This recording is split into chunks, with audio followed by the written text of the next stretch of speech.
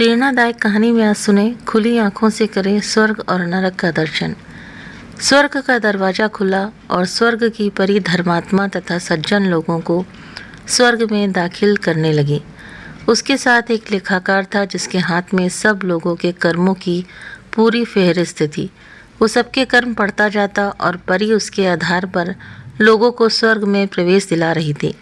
इतने में परी ने देखा कि एक बहुत मोटा ताजा आदमी बड़े रौब के साथ अकड़ कर स्वर्ग में प्रवेश की कोशिश कर रहा है। परी ने लेखाकार की ओर देखा। लेखाकार ने बही खोली और कहा, यह आदमी पापी और चोर है। इसने धन के लोभ में अपने छोटे भाई का खून किया है, चाचा को जहर दिया। इसने गरीबों को सताया है। इसने कोई भलाई का काम नहीं किया, सदैव पाप कर्मों में लिप्त रहा है। इसके लिए स्वर्ग का दरवाज़ा बंद रहेगा। वो आदमी बोला, मैं बहुत अमीर आदमी हूँ, सभी मुझे जानते हैं, मेरी बहुत इज्जत रही है। मैंने अपना धन अच्छे अच्छे कामों में लगाया, कितने ही अनाथालय खुलवाए, कितने मंदिर और धर्मशालाएं बनवाई हैं। विश्वास ना हो तो अपने लेखाकार से पूछ लो। परी ने लेखाकार से बही लेकर उसके कर्मों का हिसाब पढ़ा। फिर बोली, तूने कुछ भले काम भी किए, मगर तुम्हारी नीयत भलाई करना नहीं, दुनिया की वाहवाही लूटना थी। अपने पापों को छिपाने के लिए तुमने ये सब किया है। इतने में एक देवदूत वहाँ पहुँचा और बोला, ये एक खौफनाक आदमी है, इसे धक्के देकर निकाल दो। इसके लिए नरक का दरवाज़ा खुला हुआ है। ये मृत्यु लोक नहीं है, यहाँ रिश्वत नहीं चलेगी, तुझे दंड भोगना ही पड़ेगा।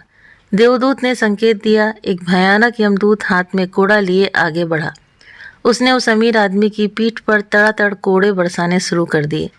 वो अमीर जोर जोर से चीखने लगा। यमदूत ने कोड़ा मारना बंद न किया।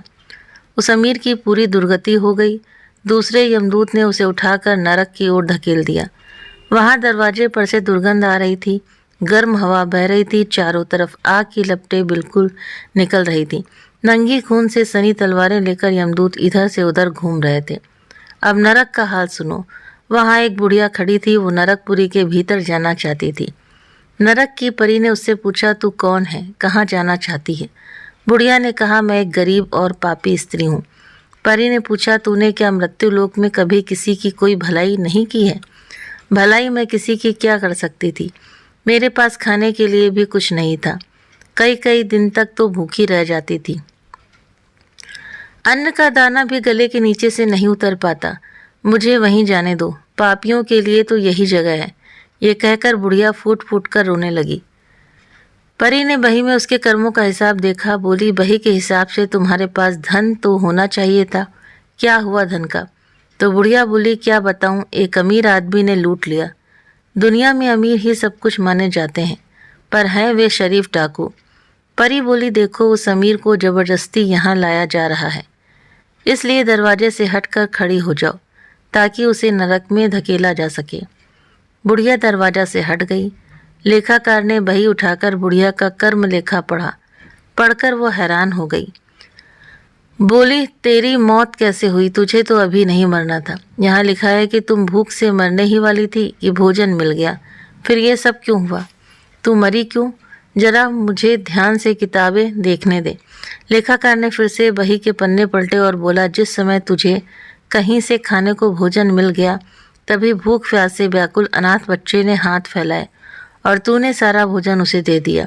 तो पेट भरकर चला गया और तू तड़प तड़प कर मर गई। रो ने कहा, तू नेक और ईमानदार रही, तुझसे जो कुछ हो सकता था वो तूने सच्चे दिल से किया। लोभ, दाग और बेईमानी से दूर रही। तेरे मन में वाहवाही की इच्छा कभी नहीं रही। तेरे मन में किसी के लिए मैल नहीं रहा। तुम्हारी जगह तो स्वर्ग में सुरक्षित है, तुम तो गलती से यहाँ पहुँच गई हो। परी ने देवदूत से कहा, जाओ इसे स्वर्ग में ले जाओ। देवदूत उसे स्वर्ग के दरवाजे पर ले गया। वहाँ स्वर्ग के देवता उसका स्वागत करने के लिए खड़े थे। स्वर्ग की अप्सराओं ने उसकी आरती उतारी, नई पोशाक पहनने के लिए दी। उस स्वर्ग के कुंड में स्नान कराया गया। बुढ़िया को दिव्य शरीर प्राप्त हो गया। अब वो एक अत्यंत सुंदर देवी बन गई थी और दासियाँ उसकी सेवा में लग गईं। अब सुनो उस अमीर का हाल। नरक दूतों ने उसे जलती रेत में घसीटा। वो खौलते हुए तेल के कड़ाहे में डाला गया। फिर उसे कांटों की सेज पर सुलाया गया। चारों तरफ आग ही आग वहाँ दिखाई पड़ती थी। इतने में यमराज वहां से गुजरे। उन्होंने यमदूत से कहा, यह बहुत बड़ा पापी है, इसे कठोर से कठोर दंड मिलना चाहिए। इसके साथ ही तनिक भी रियायत करने की जरूरत नहीं है। यमदूत यमराज की आज्ञा का पालन करने लगे। नरक की परी खड़ी खड़ी सब देख रही थी। वो संतुष्ट थी कि उसके साथ न्याय किया जा रहा है।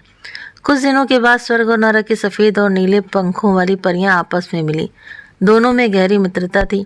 स्वर्ग की परी बोली, बहन तुम कमबख्त अमीर न जाने कैसे स्वर्ग के दरवाजे तक आ गया। मैंने उसके कर्म लेखा की बही देखी तो पाया कि उसने अपने जीवन में सिर्फ एक बार ही बचपन में अच्छा काम किया था। उसने एक प्यासे कुत्ते को पानी पिलाया था, इसलिए वो स्वर्ग के दरवाजे के दर्शन कर सका। नरक की परी कहने लगी, बहन उस बुढ़िया ने बचपन में एक बार अपनी बहन के हिस्से की रोटी चुराकर खा ली थी। इसी के कारण उसे नरक का दरवाजा देखना पड़ा। तो स्वर्ग की परी बोली, जहाँ बुढ़िया मरी थी वो जगह अब तक जगमगा रही है, और वो अमीर जहाँ जलाया गया वहाँ की ज़मीन सदा के लिए काली पड़ गई।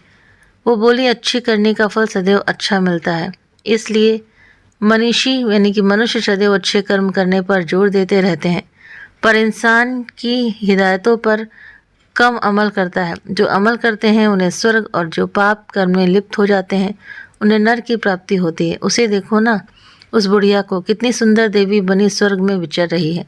देवियां उसे घेरे हुए हैं, और उस अमीर आदमी को देखो, यमदूतों ने अभी उसका पीछा नहीं छोड़ा है। इतना कहने के बाद दोनों परियां अपने अपने रास्ते पर चली गईं। नरक की ओर से चीखने चिल्लाने की पुकारें उभरती रहीं, जबकि स्वर्ग की ओर शांत और सुखद वातावरण बना रहा।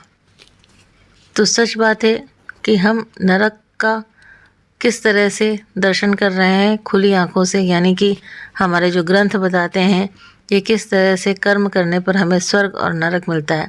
अगर हमने पाप कर्म किया है तो हमें नरक भोगने को तैयार रहना चाहिए। स्वर्ग की प्राप्ति हमें तभी हो सकती है जब हम अच्छे कर्म करें, पुण्य कर्म करें। जैसा कि इसमें इस दृष्टांत में बताया गया है कि बुढ़िया ने एक भूखे बच्चे को अपना खाना दे दिया था तो उसको स्वर्ग मिला, और नरक का दरवाज़ा इसलिए देखने को मिला क्योंकि बचपन में उसने अपनी बहन की जो रोटी थी उसको चुराकर खा लिया था। तो पाप कर्म करना अगर हम कर रहे हैं तो पाप कर्म करने वाले को सज़ा कठोर से कठोर मिलती है, और वो वैतरणी नदी जो होती है उसको वो पार नहीं कर सकता है। सबसे भयानक नदी होती है वैतरणी नदी। तो इसलिए अगर हम पाप कर्म करते हैं तो उससे बचें। किसी को परेशान करना, किसी को दुखी देना, ये भी एक पाप कर्म है। तो उम्मीद करते हैं कि वीडियो आपको पसंद आया होगा, कहानी आपको पसंद आई होगी। वीडियो पसंद आया तो वीडियो को लाइक करें, चैनल पर पहली बार सब्सक्राइब करना ना भूलें। आप अपने कमेंट करके भी ज़रूर से ज़रूर बताइए। आप सभी के सहयोग के लिए बहुत बहुत दिल से धन्यवाद, शुक्रिया।